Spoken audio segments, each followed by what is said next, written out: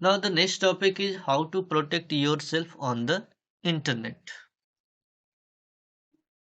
So as you see here, different disadvantages of internet, like disadvantage like virus threat, hacking. So how to protect ourselves on the internet? So this one topic you should know, or not only you, everyone should know. Actually, means how to protect ourselves from different threats in in doing activities on the internet. So the first threat is of viruses. So a virus can enter in our computer or our smartphone, and that can destroy our personal information. So how to protect our computer from these viruses? So the best way or the suitable way is to install an antivirus software. So an antivirus software will help us to catch any kind of virus that is entering in our computer. So it not only catches the virus, but it also destroys that virus. So we can take any antivirus software like Norton, Kaspersky, McAfee, AVG, Bitdefender. So many antiviruses are there.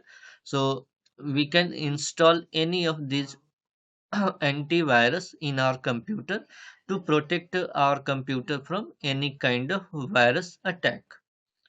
The next one is spyware. So spyware is also another kind of virus, and this spyware virus is installed in someone's computer in order to track the track all the activities done on that computer. It means if a spyware is installed in my computer, so that spyware will uh, record whatever I am doing in my computer. So it can record my personal data or personal information also, and that personal information it will send to the hacker. So once again, to protect our computer from any spyware, we must install an updated antivirus in our computer. An example, you can take Windows Defender. It is anti-spyware software. Next one is saved password. So saved password means here that whenever we are using any web browser, so in any website while giving username and password, the web browser will ask whether to save this password or not. Okay, so just see, I'm going to show you this saved password thing. So for this, I'm going to open one website and I'm going to log in this website. So this is the login page of Viva Education.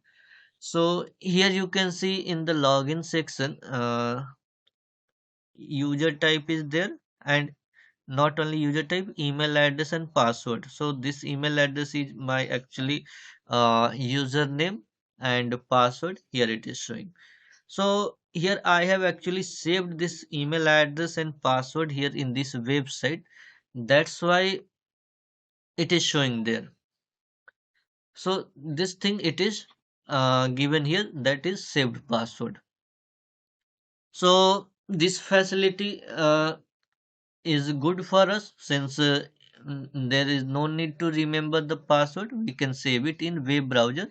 But the disadvantage is here that this particular password can be accessed by the hacker. Okay, so by sending a virus, this password can be revealed to the hacker. Okay, so whenever we are saving any password, so we should first think that whether that username and password is very sensitive. If it is very sensitive, so no need to save it there in the web browser. If it is casual, so we can save. Next one is cookies. So cookies are actually data stored by the web browser when we visit to different website. For example, uh, if we visit to any e-commercial website, so that commercial website will save different data related to our activities done on that website, so that our next experience on that website will be much better. So this is called cookies. Next topic is precautions to be taken while using internet. So different precautions like never share your personal details. So while using any internet services, we should not share our personal information like name, address, phone number, photograph to any stranger. Never have face-to-face conversation. So we should not do face-to-face meeting to any stranger. Okay. Next, avoid being part of discussion online. So we should avoid to indulge ourselves into a huge arguments or irrelevant arguments.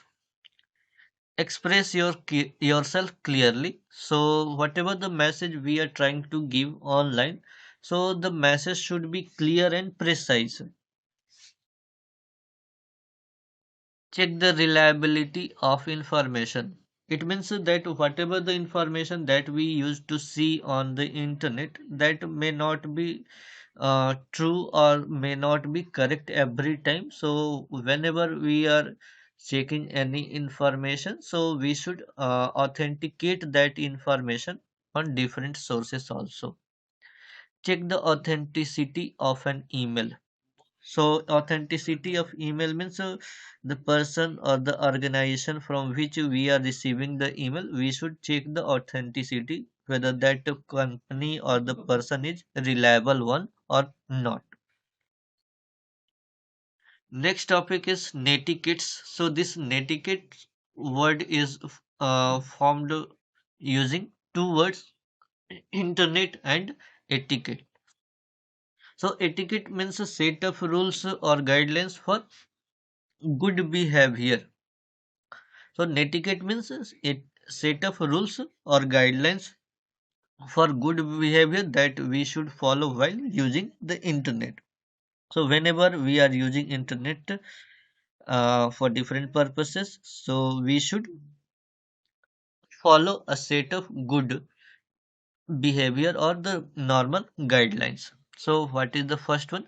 So keep your personal details private. So whenever we are using social media platforms, so whatever the personal details are there, so we should keep those information private so that no other stranger person can see that.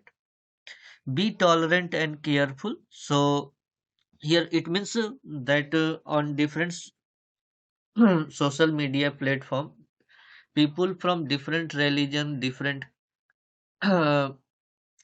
regions, countries, cultures, they all are there.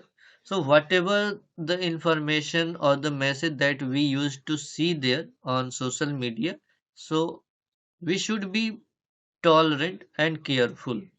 Means we should not indulge ourselves into any irrelevant arguments there. Be tolerant. Be respectful to others who are online. So once again, while chatting or while doing any discussion, we should be respectful to others. Avoid using all text in capital letters. So whenever we are typing anything, so we should avoid capital letters. It is actually considered as a bad habit, so that people will consider you that you are shouting on them. Don't try to steal information. So stealing anywhere is a bad thing. So if we are stealing some in any information, so that is also a bad thing. Even on the internet we are all human, so it means simply that whatever the behavior that we want from others to ourselves, so we should show that behavior to others also. So while using internet or while messaging, while chatting, while video conferencing, we should be respectful to others. Don't indulge in spamming. So spamming means unnecessary sending emails. So we should not indulge ourselves in process of spamming. Rule number 8 is use internet acronyms. So here you can see a list of acronyms. So we can use these acronyms as per the requirement. So this will make our message short and precise.